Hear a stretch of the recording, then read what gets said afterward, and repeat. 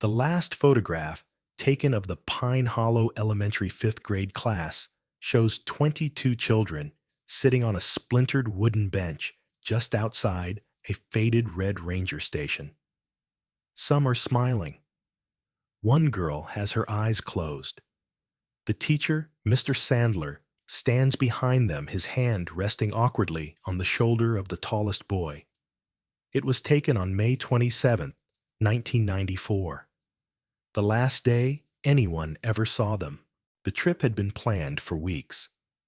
Pine Hollow didn't get much field trip funding, but once a year they made an exception, a 2-day retreat to Birchwood Forest Preserve just 60 miles north. The air smelled of pine sap and lake water. The trails were narrow and damp with spring rain. The cabins were old but charming. No phones. No distractions. Just a final bonding trip before middle school began in the fall. Jocelyn Miller, whose son Caleb was among the missing remembers that morning, like it's laminated in her mind. She kissed his forehead before he boarded the yellow bus, the one with the squeaky emergency exit and duct-taped windows.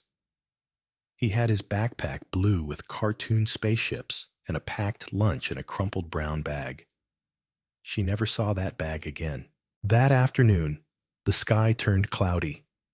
Not stormy, not threatening, just dim, like someone turned the world down a notch. The buses arrived at Birchwood at 11:13 a.m., confirmed by the park ranger's log. They unloaded supplies assigned cabins and started their scavenger hunt by 1 p.m. That was the last recorded activity.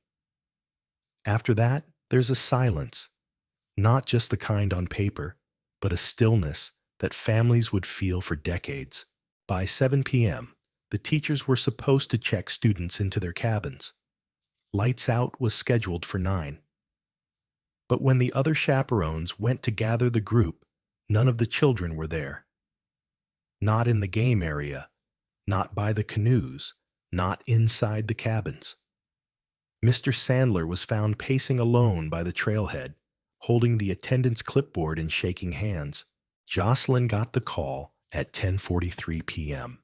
There's been a delay in pickup, they told her first. Then we can't locate the students. Then silence. The next morning, search teams were deployed. Helicopters circled the forest canopy. Dogs were brought in from neighboring counties. Volunteers, parents, teachers, off-duty officers combed the woods in tight grids. They found the remnants of lunch wrappers, a clipboard half buried near the stream, a pair of muddy shoes too small to belong to any adult, but not a single child. Not one. Some parents screamed. Others went silent. Jocelyn just sat in Caleb's room, staring at the drawing he had left on the wall, a cabin with smoke curling from the chimney and small stick figures inside. It hadn't seemed unusual before. But now it was wrong, because the real cabins didn't have chimneys. 1 week passed, then 2. Theories spread faster than the search maps could be updated.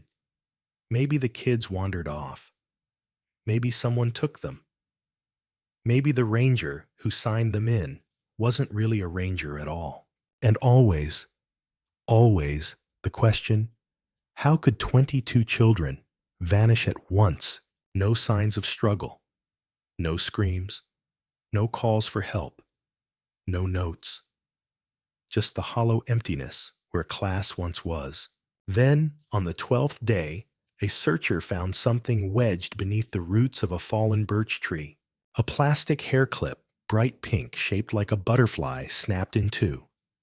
Jocelyn recognized it instantly. It had belonged to Caleb's best friend, Maddie Tran. She had worn it on every school picture day since 2nd grade. The clip was clean, untouched by weather. It hadn't been there for long, and it was found over a mile from the designated trail path, somewhere they weren't supposed to be. The ranger station, the one where the final photograph was taken, had been locked from the inside. But when officials broke in, they found something strange.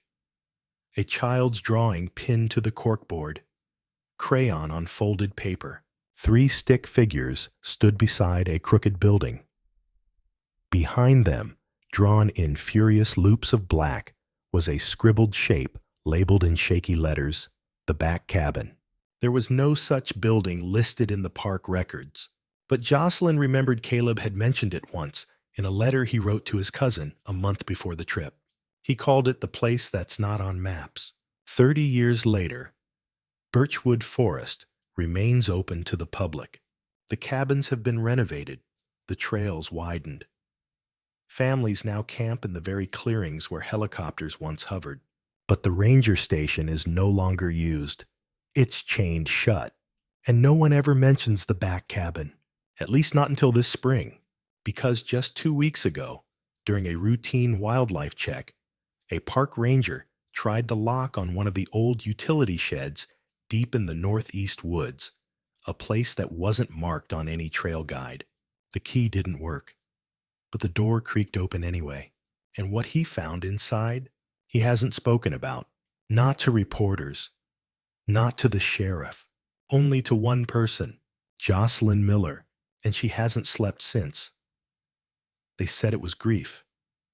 The way Jocelyn stopped talking to neighbors. The way she sat on her front porch in the dark long after midnight, clutching Caleb's missing persons flyer until the corners curled with dew. The town said she needed time, space, therapy. That kind of silence had to come from a wound so deep it didn't bleed right away. What they didn't understand, what no one wanted to believe, was that Jocelyn had never fully accepted Caleb was gone. Missing, yes. Taken, maybe. But gone. That felt too final. Too tidy. For weeks after the field trip, she wrote letters. Not just to police and news stations, but to Caleb himself. Folded paper left on his pillow. Updates about the cat. About the weather. About how his little sister kept asking why his cereal bowl was still on the counter. Sometimes, she swore she heard footsteps upstairs. A door creaking closed. Once she found a pencil on the stairs, the same kind Caleb had collected with little sports team logos. But no one else had been in the house. The official investigation sputtered, then stalled. After 3 months, the leads dried up. After 6, the command center at Birchwood was dismantled. The missing posters, once taped on every light pole and mailbox faded in the sun, fluttered loose in the wind. What remained was a single corkboard in the town library, 22 laminated photos in 2 neat rows beneath the title, Class of '94. Most of the teachers moved away. Mr. Sandler, the homeroom teacher who had chaperoned the trip, resigned. Some said he took a job in another state.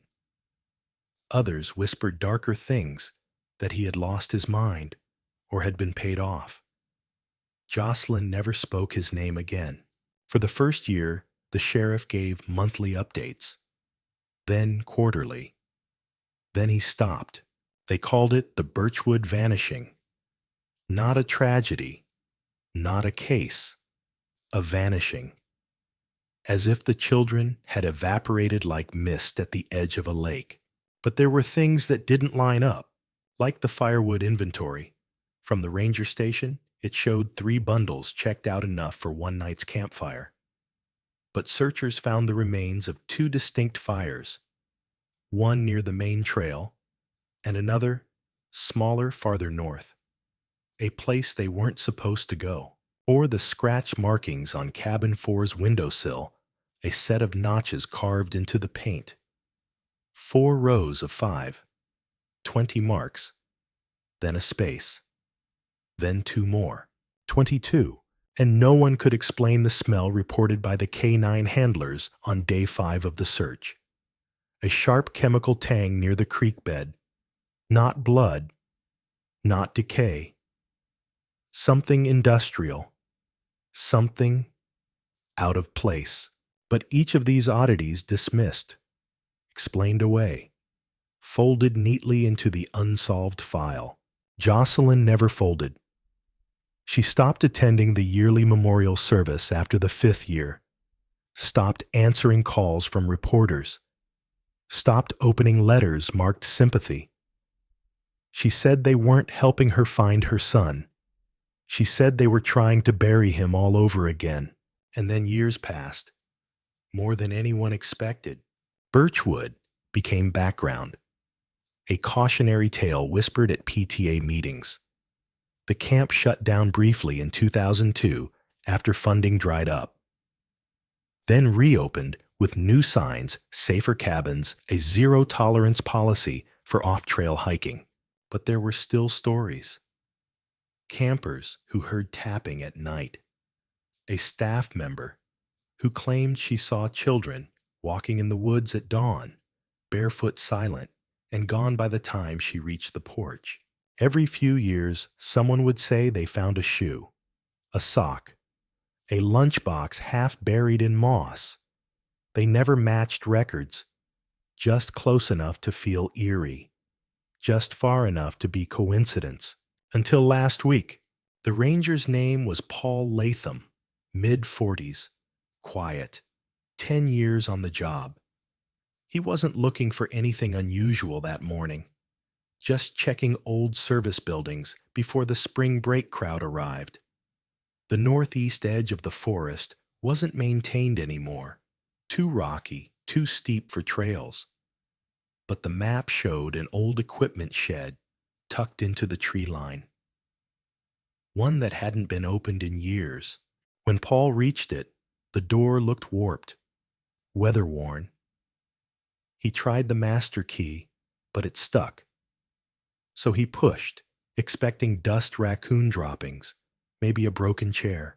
Instead, he stepped into air that smelled wrong, like something had been sealed too long. He didn't say what he saw, not at first, just that he walked straight out, locked the door behind him, and didn't file the inspection report. Instead, he drove into town, straight to Jocelyn's house. Neighbors said she hadn't opened that front door in 5 years, but she opened it for him. They talked for hours. No one knows what was said. But that night, for the first time in decades, Jocelyn called the sheriff's office herself. She left only one message: tell them to bring dogs. And don't come alone. No one had spoken the phrase the back cabin aloud in almost 30 years. But as that call was transcribed, the secretary froze, because she had just gotten off another line from an archivist in the county office. He'd been reviewing the original Birchwood blueprints for unrelated renovations.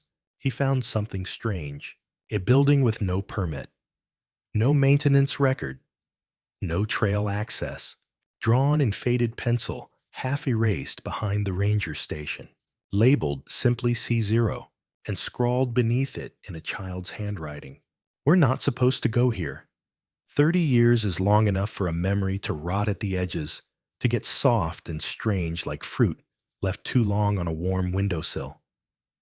But for Mason Rivera, the memory of that day never lost its sharpness. It never faded. He had been 8 at the time, too young for the trip, too old to be left out. His sister Lila was in that 5th grade class. She'd braided his hair the night before the field trip, called him Princess just to get him mad. She wore mismatched socks on purpose because she thought it made her lucky. She wasn't supposed to be gone. None of them were. Mason had lived a whole other life since then. Joined the military at 18. Got stationed in Colorado. Spent 3 years fixing helicopters and drinking coffee at dawn. He got out, tried construction. That didn't stick. Then landscaping. That didn't stick either. The only thing that stuck was the forest.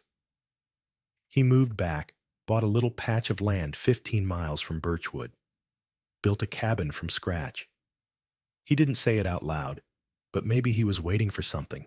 The storm that hit that night had rolled in without warning, the kind that rattles tree roots and knocks out power with no apology. By morning, Mason's backyard looked like a battlefield. Branches snapped, mud churned, and his tool shed door hanging crooked from its hinges. He spent 2 hours just pulling limbs off the roof. Then he saw it, wedged beneath the roots of a dead pine that had toppled over in the night, something small, something that didn't belong. At first, he thought it was trash, maybe an old wallet or a crushed lunchbox. He bent to pick it up and felt the wet, swollen weight of waterlogged pages. A book. He almost threw it aside until he saw the sticker on the back. Pine Hollow Elementary Library. Returned by June 1994. He opened the cover, and there, written in thick blue marker, was a name he hadn't spoken aloud in over 2 decades. Lila Rivera. His breath caught like it hit something jagged. His thumb trembled on the page. The book wasn't just damp. It was warped, twisted like it had been buried and risen again. But tucked inside between the first and second chapter was something dry, something impossible. A folded paper towel, crisp, preserved. He unfolded it and read, "The cabin is real. Don't let them lie. He comes at night. No signature, no date. Just that, in a child's handwriting, and the edges weren't torn or faded. This had been placed inside after the storm. Mason dropped to one knee, pressed his hands to the forest floor, closed his eyes. The smell of pine, the distant sound of a bird overhead, wind catching in the hollow branches like breath. She was here. Somehow, in some way, Lila was still here.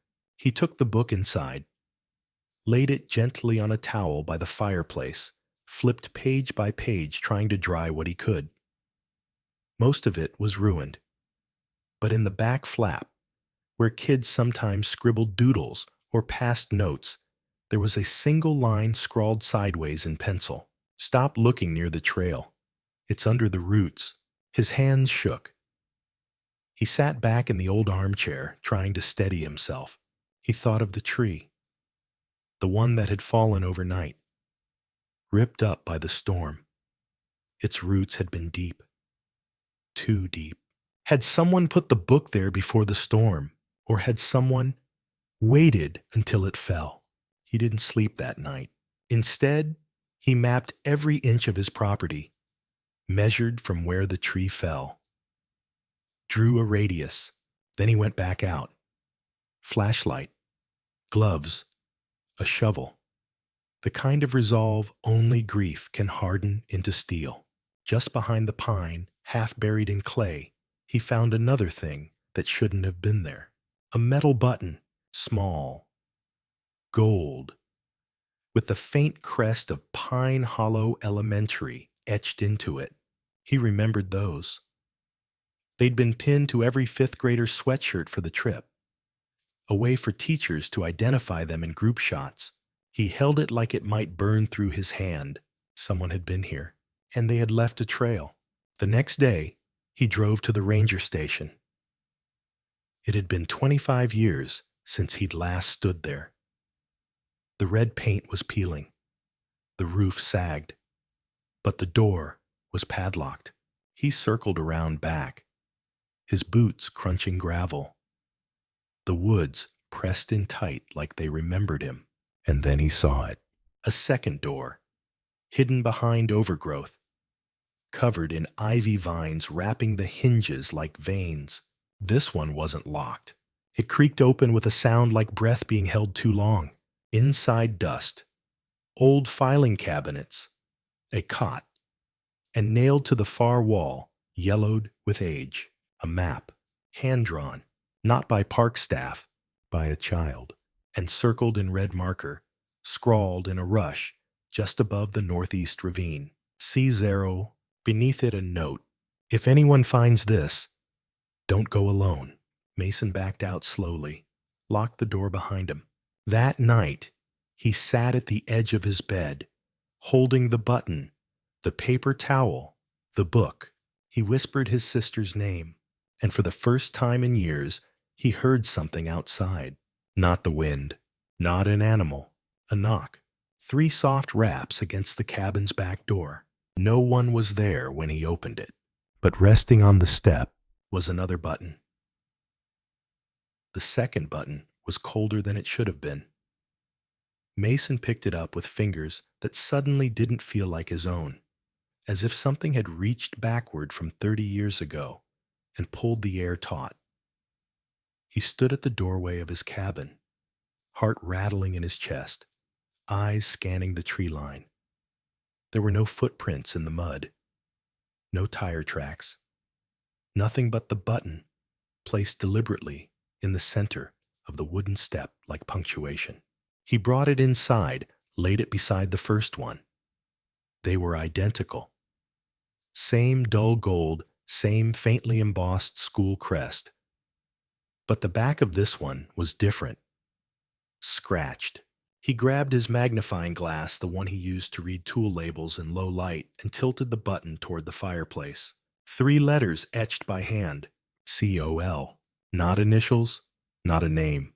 He stared at them for a long time before the pattern clicked. The faded map. The red circle. C0L. Cabin 0 left. The map hadn't marked cabins by names, but coordinates. Trails connected A1-B2 all the way to F7. The C quadrant ran along the old ridgeline. Mason remembered that area. It was off limits even when he was a kid, too close to the ravine. The trail had collapsed during a rock slide in '92 and was never reopened. But there was no C0 on the public map. It was between quadrants, a non-place, a shadow. He folded the towel with Lila's note again and tucked it into his jacket pocket. Then he loaded his pack flashlight water notebook, the book he'd found, and a new edition of voice recorder. He wasn't taking chances. If something happened to him, someone had to know. The next morning was overcast, the air thick with pre-rain stillness. He hiked the northern trail until it disappeared beneath thorns and brush, then veered east, pushing through undergrowth that clawed at his jeans. Birds went quiet the farther he walked. The trees grew crooked here, bent at angles that made the sky feel farther away. He didn't know what he was looking for until he saw it. A clearing, not wide, just enough space to feel wrong. No leaves on the ground. No moss. Just dirt, packed smooth like something heavy had pressed it flat over years. And at the far end, nearly hidden behind a curtain of gray pines, a shape. Not a cabin, not quite. It looked like a storage shed, built by someone who had only seen cabins in photographs. Slanted roof. Mismatched boards. No windows. No chimney. And the door warped, swollen with age, bolted shut. No lock, just rusted hinges. He stepped closer. Every instinct told him to turn around, that no child had any reason to be here, that this was not a place where anything good had ever happened. He pulled the door open. It screamed on the hinge. Then silence. Dust exploded in the beam of his flashlight. The air smelled of old paper wet wood and something chemical underneath. Inside were rows of chairs, small plastic school-sized, lined up facing the back wall. A chalkboard rested on 2 sawhorses. A cracked plastic bin sat in the corner, labeled Lost and Found in faded Sharpie, and on the far wall, in uneven letters scrawled in red crayon, "Sit still. He sees movement." Mason froze. The flashlight jittered in his grip. He turned in place, the beam catching a pile of blankets in the corner faded stained. Some bore cartoon characters, others initials stitched in thread. One had a patch sewn into the corner MT, Maddie Tran. He dropped to his knees. pulled the blanket gently toward him. A shoe fell out, tiny, purple, untied, size for youth. He remembered it. It matched the hair clip found beneath the birch all those years ago. But it wasn't dirty. It wasn't decayed. It was clean, as if it had been placed there recently. He stood up too fast, his boot catching on something metal beneath the blanket. He bent again, lifted it, a lunchbox, bent at the corners, covered in rust but recognizable. He opened it slowly. Inside, two faded drawings, both stick figures, one with long hair, one shorter. Between them, a scribbled shape, a box, and above it, written in shaky pencil, "Don't open the cabinet when it's quiet." Mason backed out of the building, heart hammering, breath unsteady. He didn't realize, until he was already 20 feet into the trees, that he'd left the door open. He turned to close it, but the door was already shut. No wind, no hands, just closed. He stood there, flashlight trembling in his grip, when he noticed something new. On the ground beneath his feet, a single line drawn in chalk. Fresh, a circle with a cross through it. Below it, the words, "He still comes when it rains." By the time Mason got back to his cabin, the rain had started. Not hard, just a fine mist that clung to the trees and turned the earth into a quiet sponge. His boots tracked mud across the floorboards, but he didn't care. He dropped his pack by the door, leaned over the sink, and splashed water on his face.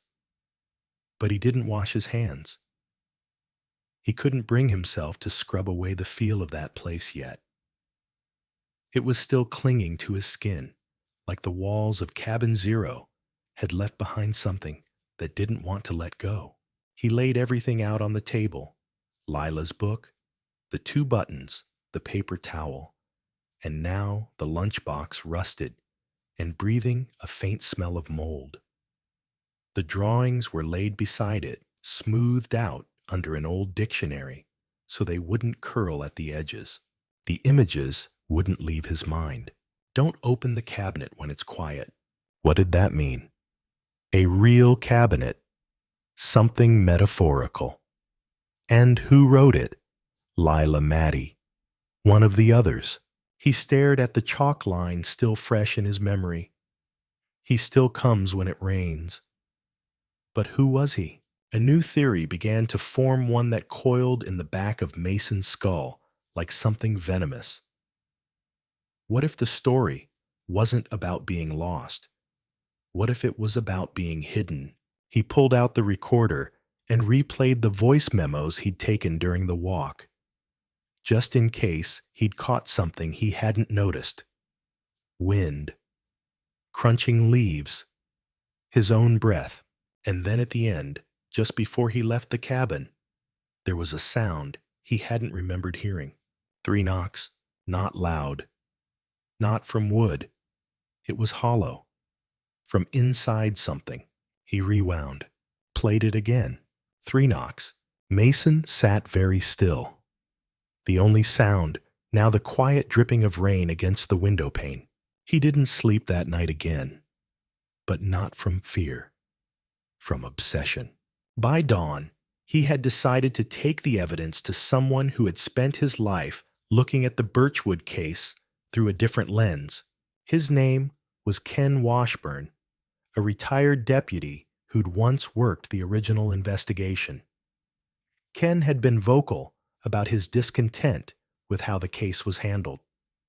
Said too many hands had been tied, too many favors owed. He'd written blog posts for years, shouted into the void until people stopped listening. Mason drove out to his trailer just past the county line. A rusted satellite dish leaned against the porch like a broken arm. Ken opened the door before Mason even knocked. "You're Rivera's kid," he said. "I saw it in your face." Mason nodded, held up the lunchbox like it was a fragile animal. "I found this in the forest, not near any trail." Ken's eyes widened. They didn't speak much at first, just sat at the kitchen table sorting through what Mason had brought. Ken pulled out a cardboard box from a locked drawer beneath the sink. Inside, plastic bags marked with dates, evidence that was never officially booked. A flashlight, burned out, a single pink bead from a bracelet, and a torn piece of yellow notebook paper with one word written in a child's capital letters. Bridge. Ken tapped it gently. This was found wedged inside a rock crevice just downstream from Birchwood. No one ever figured out who wrote it. No handwriting match. Mason felt his throat go dry. He reached into his coat pocket and retrieved the drawing with the 2 stick figures and the box. "Look at this," he said. Ken stared. "That's not a box," the old deputy whispered. "It's the cabinet," Mason said. Ken slowly nodded. "We had rumors back then about a counselor, Tyler Hayes. Young guy, college student, real quiet. Worked the camp 3 years. He left the day after the class disappeared. Said it was too emotional. Never came back." Mason felt his stomach twist. "Where is he now?" "Oregon, last I heard," Ken said. "Runs a bookstore. Changed his name. But I kept a copy of the old staff roster." He pulled out a file and flipped it open. A photo slipped loose. Tyler Hayes, early 20s, pale eyes, nervous smile. Mason stared. He remembered him. Not well, he'd been 8, but he remembered that face.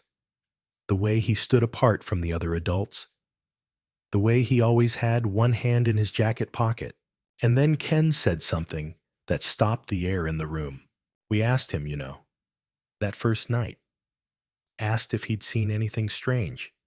He said no." Mason leaned forward. "Did he say anything else?" Ken paused. "He said something about how some kids make up stories. Said they scare each other, especially the girls.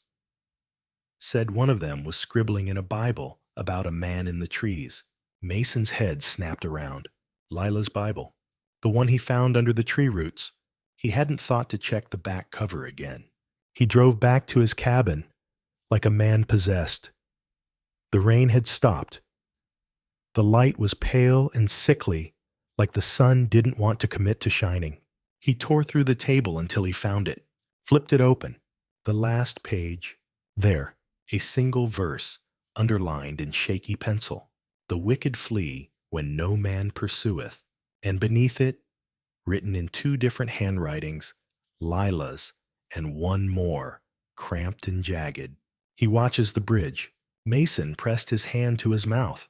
He hadn't stood near any bridges in the forest. Not recently, but there was one. One small wooden crossing deep in the ravine, half broken, rotted through. The last photo he had of Lila, she was standing on that bridge, and some, barely visible, blurred in the trees, a shadow, watching. The next morning, Mason didn't open the curtains. He didn't need to see the mist clinging to the treetops or the slow breath of fog rolling down from the ridge to know the woods were changing. Something had shifted, like a long dormant pulse had resumed beneath the forest floor. He sat at the table with the Bible open in front of him, eyes locked on the phrase, "He watches the bridge." There was a photograph on the table now, too. One he hadn't looked at in years. A class picture. The Pine Hollow, 5th grade, field trip, spring 1994. 22 kids smiling in front of the main lodge. Wind-blown hair. Arms wrapped around each other's shoulders. And there in the second row, off to the right, Lila. Beside her, a boy named Camden Orloff. A quiet kid. Always wore long sleeves. Liked to draw monsters. Mason didn't know why he remembered that. He just did. He reached for the lunchbox again and took out the second drawing, the one with the 2 stick figures and the square. He hadn't noticed it before, but on the back, scribbled faintly in red crayon, was a smaller figure. Below the box. Hunched. With 2 eyes too big for its head. It wasn't a child's drawing anymore. It was something else, a memory trying to break free. Mason's phone vibrated. Unknown number. He almost didn't answer, but something in him knew. A voice came through. Male. Thin. Cracked with age. I heard you were looking, it said. I never told anyone. But maybe it's time. Who is this? Mason asked. A pause. Tyler Hayes. It was like ice water had been poured down Mason's back. I didn't hurt them. The voice continued. I didn't. I just saw something I wasn't supposed to. Something I thought was part of the woods. A prank. I don't know. Tell me, Mason said, heart punching against his ribs. There was a cabin, Tyler whispered. Not one I knew about. Off the trail. It wasn't on the map. I saw light from it one night, just a flicker through the trees. I thought it was kids sneaking out. I followed the sound. Laughter. But when I got close, it stopped. He drew a shaky breath. I saw something through the cracks in the wall. I swear I saw rows of children sitting, perfectly still, like they'd been posed, and something in the back of the room, tall, no face, a mask maybe, or a shadow. But it turned when I looked in, and it saw me. Mason's mouth was dry. What happened next? He whispered. I ran. I didn't go back. I told the director I was sick. I left before the search started. I told myself it was just a dream. But I knew better. Why are you calling now? Another pause. Because last night, someone left something on my porch. What? Tyler's voice dropped to a whisper. A drawing. In red crayon. Just like the ones back then. It was me. And something behind me. On a bridge. Mason's pulse spiked. There's a bridge out here, he said. Near where I found the book. You have to go there, Tyler said. But not alone. And then the line went dead. Mason stared at the phone in his hand. It buzzed again. A new message. A photo. From a number he didn't recognize. It showed a wooden slat, worn and half collapsed, barely suspended over a rocky creek. Nailed to one of the planks darkened with age and rusted at the corners was a sign, C0 Bridge. Mason knew where it was. The trail to the ravine had been swallowed by erosion, but he'd crossed that bridge when he was a kid. Back when it was still safe, still part of the map. He packed quickly. Flashlight, gloves, a handheld camera this time. He needed evidence. The hike was harder than before. The forest seemed to resist him now, brambles, thick thorns tugging at his sleeves like fingers. Birds cried warnings in the canopy overhead. When he reached the ravine, the world had gone silent. And there it was, the bridge, no longer a structure, more a skeleton. The boards warped, the support beams cracked and weeping rot. But on the near side, nailed into the post, was something new. A laminated photo of Lila, the same picture from the class trip, but altered. Her eyes were blacked out, and beneath in jagged Sharpie, she said his name. That's why. Mason stared, breath stuck in his throat. He took one step onto the bridge. It groaned like something ancient. He looked down and saw it in the stream below, caught on a branch like an offering, a sweatshirt, child-sized, faded blue, pine hollow crest still visible on the chest. Mason climbed down the bank, careful not to slip. The rocks were slick with moss and something else black and sticky like tar. He reached for the sweatshirt. It peeled away from the branch like it had been glued there, and underneath it, a handprint, small, pressed into the stone, not painted, burned. He staggered back, gasping. Above him, the trees shuddered, and for a moment, just a moment, he swore he saw something move. Not an animal, not wind, a shape, tall, still, watching. Mason didn't speak the entire walk back to the cabin, not even to himself. Every snapped twig sounded like a question, every gust of wind like a dare. The sweatshirt still damp and reeking of mildew, and something darker was sealed in a plastic bag and shoved to the bottom of his backpack. He didn't want to touch it again, not until he understood. That night, the rain returned, not a storm, just a slow, tapping drizzle. It clicked against the roof, like fingers. Mason sat in the center of the cabin, every light on every curtain drawn.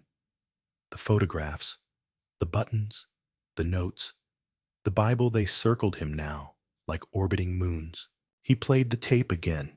3 knocks, hollow. He slowed the playback to half speed. This time, he heard something else. Barely. Beneath the 3rd knock, a scrape. Metal on metal. A hinge. No. A latch. Something closing. He grabbed the voice recorder, hit record. "This is Mason Rivera," he said. Voice, thin, breath, ragged. "I found something under the bridge. It wasn't just clothes. It was a message, a handprint, burned into stone. That doesn't happen by accident. That doesn't happen naturally. Someone, something, is keeping this alive." He hesitated. "I think Lila saw it. I think the others did too. That's why they disappeared. Not into thin air, not all at once. I don't think they ever left the woods." He stopped the recording, closed his eyes, and dreamed of trees that moved when he wasn't looking. In the morning, there was no sun. Just the kind of cold light that barely touched the ground. Mason drove back to Ken Washburn's trailer. The retired deputy opened the door before he knocked again. No words, just a nod. They didn't talk until Mason laid the sweatshirt on the table. Ken stared at it for a long time like it might wake up. "That belonged to a boy named Julian Kint," he said finally. "His parents recognized it right away. I showed it to them at the station. We kept it quiet, said it was inconclusive." Why, Mason demanded. "That's not nothing. That's not a maybe." Ken's eyes dropped. "Because the print they found on the inside tag wasn't his." Mason froze. It matched someone else. Ken nodded, pulled out a folder. Inside, an old report. Faded ink. Lab results. The print belonged to a girl, Emily Stover. She vanished with the group. But get this, she was confirmed to be wearing a red hoodie the day of the trip, not blue. So why would her print be on Julian's sweatshirt? Ken looked up. That's the question no one wanted to ask. Mason sat back, fingers curling. She changed clothes, or someone made her. He reached into his bag, pulled out the photo from the bridge. The one with Lila's eyes blacked out. Ken leaned in. "I've seen that symbol before." "What symbol?" "The blacked out eyes. It shows up in several missing persons cases across the Midwest. Rural towns. Isolated places. Kids vanish. And somewhere, weeks or months later, someone finds a picture. Or a drawing. Always the same mark." Mason's voice was barely a whisper. "What does it mean?" Ken didn't answer. Just walked to a drawer, pulled out a small laminated card. A missing person flyer. From 1982. Different state. Different school. But the photo, a 5th grade girl, smile wide, and 2 eyes scratched black. Ken placed it beside Lila's. Same pose, Mason muttered. Same message. They went back to the map. The one Mason had found in the locked ranger station. He traced the line from the collapsed trail to the ravine.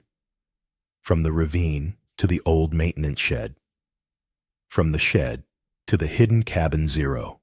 And then he saw it. The lines didn't just form a trail. They formed a shape, a crooked star. Not 5-pointed, 7. The final point wasn't labeled. Where's this? Mason asked. Ken shook his head. That part of the woods is marshland. Used to be a dumping site for old lumber. Nobody goes there. Nothing grows there. Mason circled it. That's where I'm going next. Ken didn't argue, just said, you won't go alone. 2 hours later, they parked at the forest's edge and hiked into the heart of the woods. This part was different, quieter. The kind of quiet that pressed against your eardrums, like the forest was swallowing sound. They reached the marsh by mid-afternoon. Black water stretched between clusters of drowned trees. The ground sucked at their boots. Birds circled overhead, but never landed. Then Ken stopped, pointed. A structure, half collapsed, wood eaten through by rot. Tin roof caved in. They stepped inside. The smell hit first mildew and iron and something underneath. On the far wall, lockers, school lockers. Mason opened the nearest. Inside, a child's backpack. Pine Hollow logo faded on the strap. He opened another, a shoe, too small. A crushed juice box, a sticker, and then the last locker. It was locked, but not with a padlock. From the inside, Ken reached out, tapped the door. Nothing. Tapped again. 3 knocks. And then 3 knocks from the other side. Mason staggered back. Ken stepped forward. Hello, he called. Silence. Then a voice. Small, dry, barely audible. Is it raining? Mason couldn't breathe. Ken moved to pry open the door. The hinges screamed. Inside, darkness. A shelf, a sleeping bag, rotted to threads, and scratched into the metal back panel, a name. Lila Rivera, 1994. And beneath it, he only comes when it's quiet. Mason stood frozen at the edge of the locker. He couldn't speak, couldn't breathe. His sister's name was here, etched into steel with such urgency it had carved past paint and time. The letters weren't neat or planned. They were carved like a scream, like someone trying to remind the world they existed. Ken stepped back, his face pale, the color drained from his cheeks. She was here, he whispered. She was alive long enough to write that. Mason reached out his fingers, trembling as he touched the letters. They were real, cold and ragged beneath his skin, a memory made permanent by desperation. How many more? He asked. His voice cracked. How many lockers? How many names? Ken didn't answer. He moved down the line, opening one rusted door after another. Each one groaned on its hinges, like it hadn't been touched in decades. Inside the third locker, a tattered notebook. The name on the front was barely legible. Camden Orloff. Mason's breath caught. He opened it slowly. Pages stuck together. Mold curled the edges. But the ink had survived. Drawings, hundreds of them. Figures with long arms. Black circles for eyes. Trees with mouths. A cabin with no windows. Children sitting in rows. A bridge. Then a series of pages, each one drawn over and over, with the same scene, a circle of children around a fire, all holding hands, their faces blank, and in the center, a figure taller than any child with a jagged crown. The caption, written beneath one of them, in block letters, the listener. Mason turned another page and stopped. There in red pencil. We weren't supposed to talk. That's why he picked us. The page after that was blank, and the one after, but then one final line scrawled sideways in the bottom corner. He only needs silence. That's how he comes through. Mason stared at it for a long time. The drawings, the warnings, the names scratched into metal, the burned handprint by the bridge. It was all connected. They didn't just disappear, Mason said slowly. They were taken and kept. Kept quiet, Ken added. They left the lockers behind and explored the rest of the ruined shelter. A back room revealed a series of metal chairs bolted to the floor, some still upright, others knocked over. In the center, a podium, like a place for announcements or sermons. The back wall was covered in newspaper clippings, not pinned or taped nailed. Each one featured a missing child. Different years, different towns, but always fifth graders, always field trips, always the same month, May. And in the corner of each clipping, a hand-drawn symbol, a spiral. Mason stepped closer. One article from Kansas, one from Maine, one from Washington, all decades apart, but the same pattern. They were gathering them, he said, all over, bringing them here. Ken pulled out his phone, took photos. We need to tell the FBI. Not yet, Mason said. They'll lock it all down before we understand it. He pointed to a map pinned beside the clippings, a hand-drawn rendering of the forest. Trails, hidden paths, marks and crosses, and 7 black dots, the star. Mason traced the lines. His fingers trembled as he reached the final point, a place they hadn't visited yet. A small ridge, circled in red. Whatever started this, he said it ends there. That night, back at the cabin, Mason laid the notebook beside Lila's Bible. He lit a fire, but it did nothing to warm the air. His phone buzzed again. A new message, unknown number. A photo. It was blurry. Nighttime. But clear enough. The bridge. Same one he'd visited. And on it, a girl, standing still. Her hair long, her dress pale. She wasn't looking at the camera. She was looking off the edge into the trees. Below the photo, a single line of text. Do not come alone. The trail to the ridge wasn't marked on any map. Mason and Ken had to follow the old hand-drawn sketch from the wall in the abandoned shelter using faded landmarks and gut instinct. It was a cruel stretch of land, thick underbrush, tangled roots, ravines that didn't show up on satellite images. The woods didn't want them there. By noon, they were deep into the ridge basin, climbing a slope that pulsed with unnatural stillness. The air was wrong damp, but not from rain. Wet like breath. Heavy like something exhaled by the earth itself. At the top they found it, a clearing, circular, perfectly so. No trees, just flattened grass, and in the center stones, 7 of them, waist high, arranged like a ritual. Some carved with marks, others blank. Mason approached slowly, his heart punching the inside of his ribs like it wanted out. Ken stayed back scanning the tree line. There's something off, he muttered.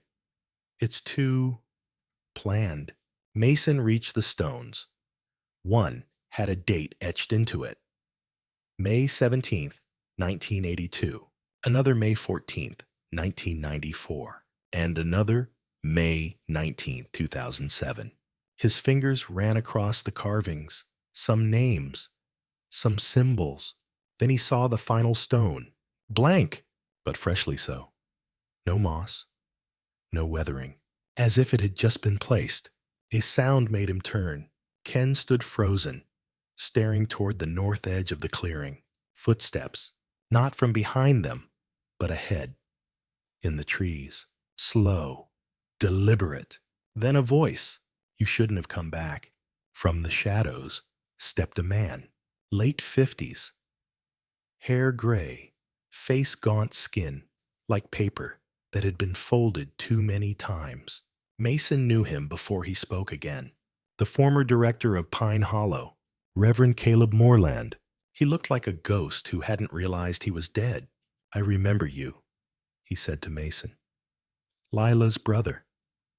You were loud back then, always asking questions. Ken moved forward, pulling the old badge from his coat.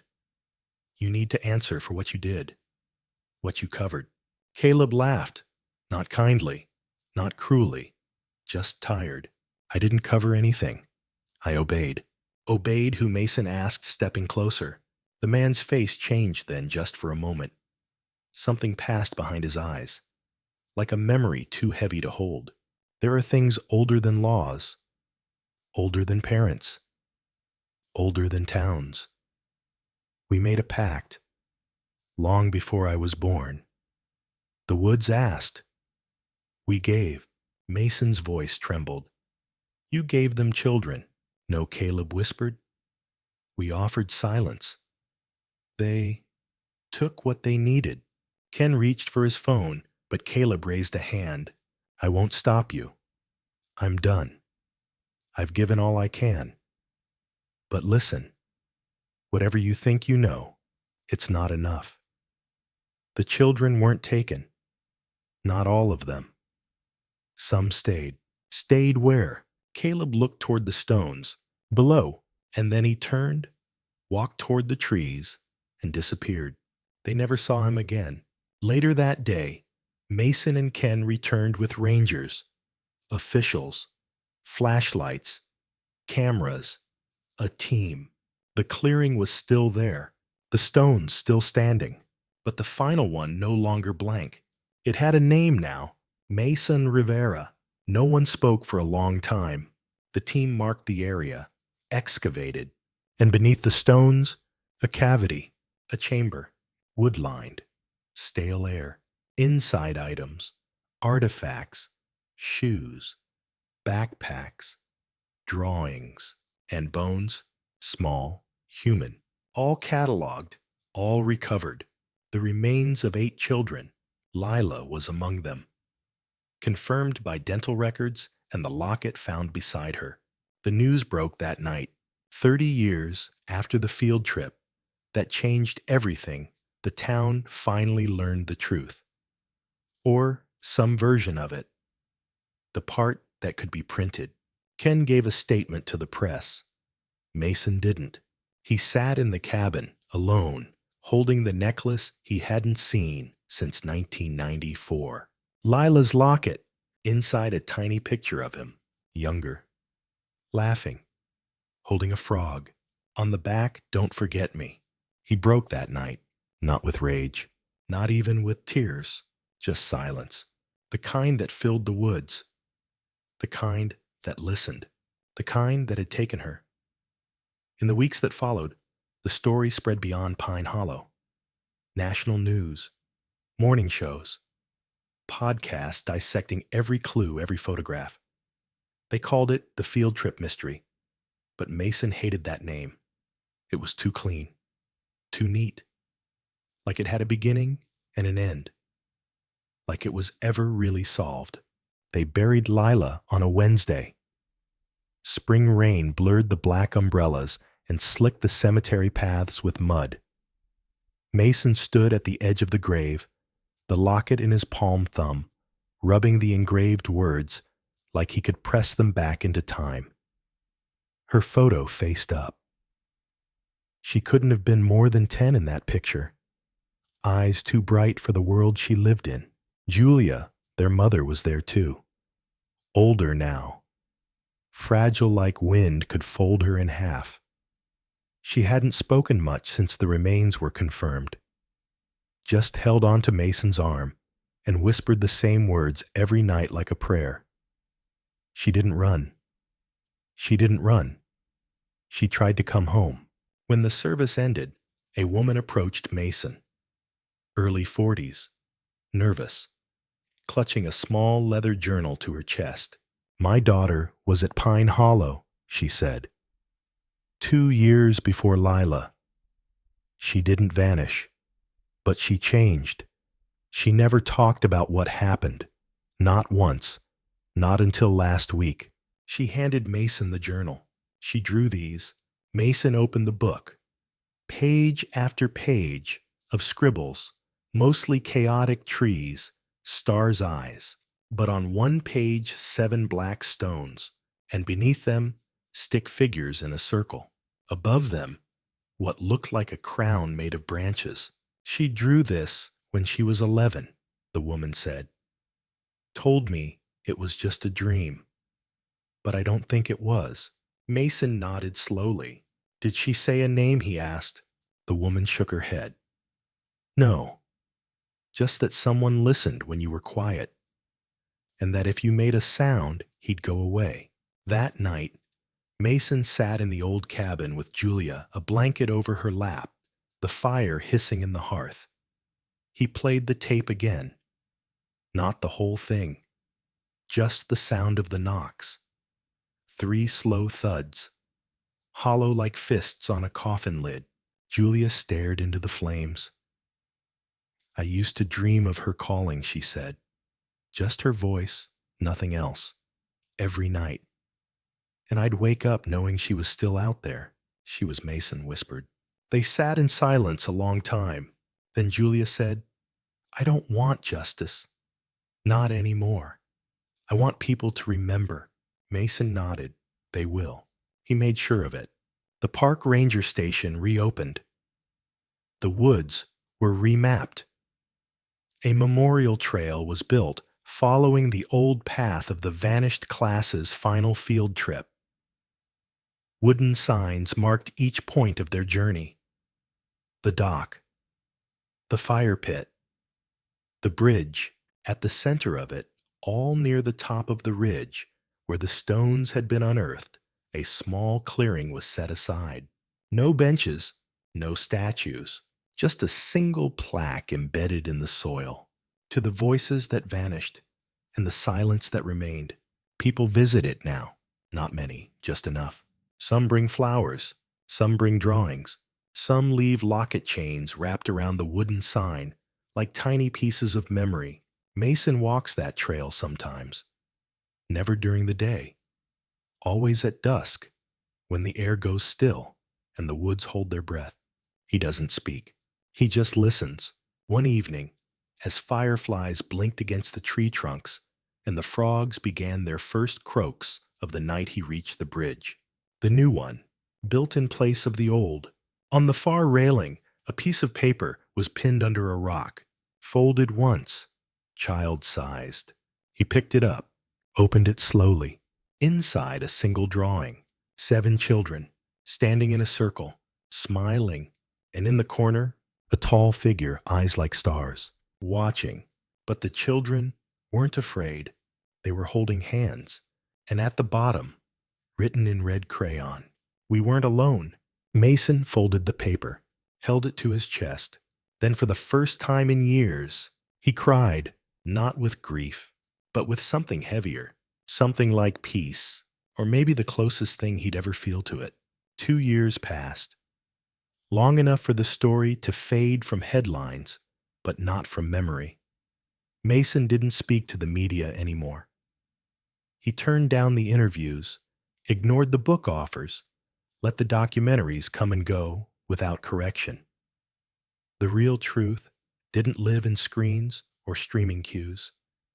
It lived in moments, in echoes, in the strange silence that lingered beneath trees at dusk. Julia passed away quietly that spring. A stroke, the doctors said, sudden but painless. Mason found her in her chair by the fireplace, a shawl draped over her shoulders, a teacup still warm beside her. On her lap, the locket. Always the locket. He buried her next to Lila under a tree that bloomed with white flowers each May. The day after the funeral, a package arrived. No return address, no postmark, just his name. Inside, a flashlight, small, pink, working. Its beam still bright when he clicked it on. Taped to the handle, folded like a secret, was a Polaroid. Blurry, faded at the corners, but unmistakable. A young girl standing on the original bridge, the one that had collapsed. Her hair was down. Her shoes were off. She was smiling. In the bottom corner, a date, May 12, 1994, the day she vanished. Mason sat down on the cabin floor, the photo in one hand, the flashlight in the other. The silence pressed in from every side, but this time it didn't feel like something waiting. It felt like something returned. That night, he opened the drawer where he kept the evidence, the drawings, the Bible, the scraps and photographs and warnings that had filled his world for so long. And he burned them, not to forget, but to release. The fire danced high, casting shadows against the cabin walls. He watched each piece turn to ash, floating like ghosts above the flame. When it was done, he took the flashlight and the Polaroid and walked out to the bridge trail. The stars were bright that night. No moon, just the river whispering softly as it passed beneath. He placed the flashlight on the railing, set the photo beside it, and then, in a voice only the trees could hear, he said, "You came home." He didn't stay long after that. He sold the cabin, left town, moved south to a place without woods, without old trails, without echoes. But every year on May 12th, a package still arrives at the ranger station. No return address, no stamp. Inside a Polaroid, a new one. Always the same girl, always the same smile. But in each photo, she's older, growing up, 1 year at a time. The memorial trail at Pine Hollow became a quiet legend, visited not by crowds or curiosity seekers, but by the ones who carried silence in their own ways. Former campers, parents, teachers, people who had once stood on the edge of something strange and buried it deep to survive. Every spring, as the anniversary approached, the trail grew heavier. Not louder, never that, but denser somehow. The air changed. The woods stilled. And one night each May, someone always left behind something small, a friendship bracelet on the railing, a drawing tucked between tree roots, a letter nailed to the memorial post. The rangers never touched them. They let the tribute stay until rain or wind decided otherwise. Locals say the park changed after the discovery. Animals returned to areas that had been eerily quiet. Birds nested near the marsh again. The river, once prone to strange floods, each May calmed. The stones at the ridge were removed and relocated to a preservation site. But the place they'd once stood remained untouched, a natural scar in the forest. School buses no longer ran field trips through Pine Hollow. That stopped the moment the investigation reopened.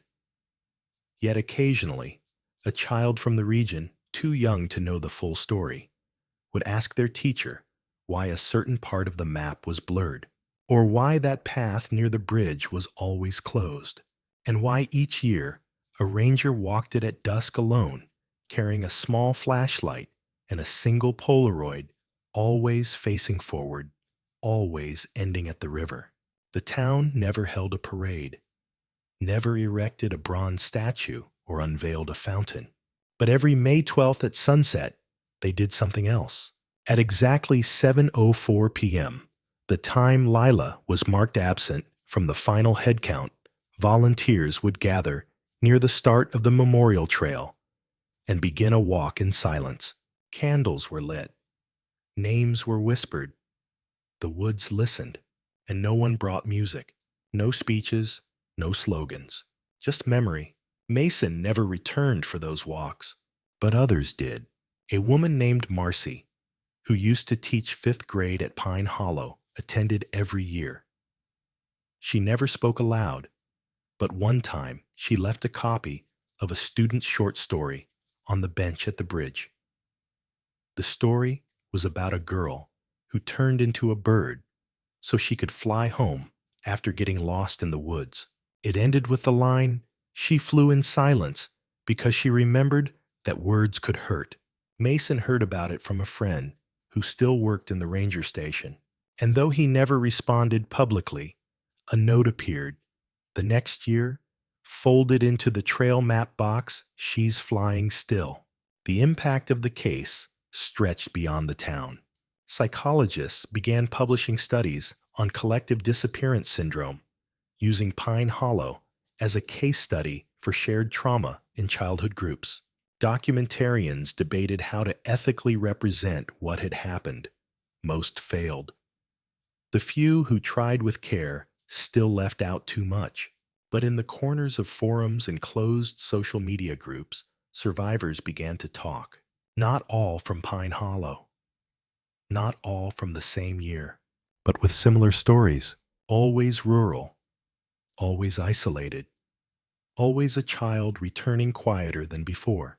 And every once in a while, someone would post a drawing of 7 stones, a crooked star, a figure with a crown made of branches. The comments never stayed up long. The posts would vanish, but not before someone saved them. Mason once received a packet of such drawings. No return name, no explanation. But on the back of the envelope, a single scribbled phrase. He listened still. Sometimes Mason wonders if it ever really stopped, if it was truly over. But then he remembers the last photo he received, the one from last year. Lila, now 17, hair braided, holding a lit candle, standing not on the bridge, but just beyond the memorial, her eyes focused on something behind the camera, and for the first time, she wasn't alone. The envelope was thin, no return address, just like the others. But Mason knew before he opened it that something was different. The paper smelled faintly of cedar and ash, like campfire smoke, like memory. Inside, not a Polaroid this time, a page, folded twice, yellowed at the edges like it had lived inside a book for decades. He unfolded it carefully. Lined paper, writing in pencil. Child's handwriting crooked and pressed hard, as if the words were trying not to slip away. If anything happens to me, it read, I hope someone tells the truth. Not just about me, but about all the girls who never came back. It wasn't signed. But Mason didn't need a signature. He knew that handwriting. He remembered helping Lila write her first letter to Santa in those same slanted lines. Knew how she dotted her eyes with circles because she thought hearts were too much. He remembered how she pressed her pencil so hard it often snapped. This wasn't new. It wasn't fabricated. It was real. And it had waited for 30 years to be found. He turned it over. The back of the page was blank except for one faint stain in the corner, a dark smudge like the edge of a fingerprint. He stared at it for a long time, and then he wept, not with the weight of tragedy, but with the sharp relief of understanding. Lila hadn't just vanished. She hadn't just been taken. She had tried desperately to leave a mark, a message, something someone might find, something someone might believe. She didn't want to be remembered for disappearing. She wanted to be remembered for warning them. That night, Mason wrote her back. He didn't think about who would read it, or whether the letter would ever be delivered. That didn't matter. He wrote it anyway. Dear Lila, he began, you were right. About everything. I used to think I heard you at night. Your footsteps, your voice, the way you used to say my name with that fake British accent you thought was so funny. I thought it was grief. I thought it was madness. But it was you. He paused. I don't know where you've been. I don't know what you've seen. But I know you never gave up. Even when they told you to be quiet. You spoke anyway. And I heard you. He folded the letter, walked it to the river trail, buried it beneath the tree where her locket had been found. And for the first time in years, he said her name aloud, not as a question, not as a cry, but as a promise. That spring, something changed. The river ran slower. A deer returned to the edge of the water line, bold, unafraid. The bird song that had vanished for years rose again, cautious but steady. And then a visitor arrived, a girl, maybe 12, walking the trail alone. She wasn't from the town, had no reason to be there, but she stood at the memorial for a long time. And then she knelt, not to pray, to place something. A folded paper crane. Mason, watching from a distance, stepped forward. The girl didn't startle, just turned and smiled. She asked me to give you this, she said, and handed him a drawing. Crayon. Simple. A bridge. A trail. A group of children. In the center, a girl with braided hair. Beside her, a boy holding her hand. Below the picture, one line. You weren't supposed to stay behind. When he looked up, the girl was already gone. The trail was empty, but something warm pressed against his chest, like breath or memory. The trail hadn't changed much. Time had worn the edges of the path, softened the soil where countless shoes had stepped, but the bones of it were still there. The curve around the marsh, the sharp dip before the ridge, the twisted pine where Lila once dared him to climb so high their mother nearly fainted when she saw. Mason hadn't walked it in years, not since the last photo, not since the drawing with the note that told him he wasn't supposed to stay behind. But he came now, one last time. It was early evening. The trees stretched long shadows across the earth, like fingers reaching backward, and the air held the weight of spring storms yet to come. That faint scent, wet bark, moss, the iron of memory, was thicker than ever. The memorial still stood. The plaque still shone gold in the right light. He paused there, fingers brushing the engraved words. To the voices that vanished, he wondered how many had never been found. How many had left behind no locket, no drawing, no whisper. How many parents had walked these woods with the same quiet ache lodged in their ribs. He moved on, past the bridge, rebuilt stronger than before. The original footings were still visible if you knew where to look, stones jutting out from the banks like broken teeth. He sat there, right on the edge. The river below flowed slow. Today the current steady but lazy, as if it too had tired of carrying secrets. Mason pulled the final Polaroid from his pocket, the most recent one, dated exactly 1 year ago. Lila, aged 20, her hair longer, wiser eyes. No smile this time, just a gaze, direct, calm, knowing. Behind her, a trail of trees, but something in the angle of the photo, the blur of the trunks, gave Mason pause. It wasn't Pine Hollow, not exactly, but it was familiar, a mirror of it. Somewhere else, somewhere not drawn on maps. He closed his eyes and listened. The breeze shifted. There it was again, that soft rustle of leaves, that whisper just beneath the surface of wind. It wasn't English. It wasn't even words. It was her, a presence, a pressure. And then the crack of a twig behind him. He didn't turn, didn't move, just let the presence sit beside him like it used to when she'd curl up at the campfire and press her shoulder against his. And for one moment, he was 10 again. And she was here, not gone, not lost, just silent, like she'd always been. He stood slowly and walked the final stretch of trail back to where it all began.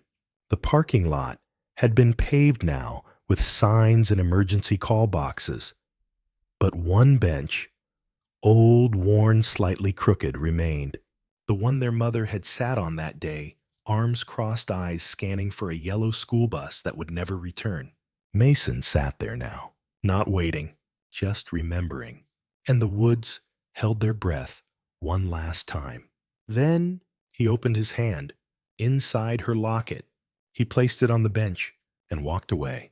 Behind him, the wind picked up, carried the sound of distant laughter, light, young, almost forgotten, but not quite. The plaque beneath the trees is small, unassuming. Weathered by years of rain and sun, its corners have curled slightly, and the bronze has darkened with time. Most who pass it don't stop. They're hikers now, young couples, quiet retirees, Some are tourists from out of state. Few remember the story. Fewer still know it was never just a story. But some pause. Some feel it. The hush between wind gusts. The chill in the middle of May. The sense that something lingers beneath the soil, beneath the river, beneath memory itself. The plaque doesn't carry a last name. It simply reads, Lila, 1984, 1994. She walked the trail others feared. She lit the way. Mason never returned again. Not after that final walk, but he left one thing behind. A small, sealed box beneath the bench where Julia once waited. Inside the drawings, the Polaroids, the tape recorder, the final photo, and a note. Not long. Just this: to the next who listens, trust your silence. It carries voices the world has tried to bury. Today, the trail is part of a national park. Children walk it now with their parents. They carry flashlights, even in the daylight. They leave stones near the bridge, though no one taught them to. And some say, on the warmest nights, just before the sun slips behind the ridge, you can hear something.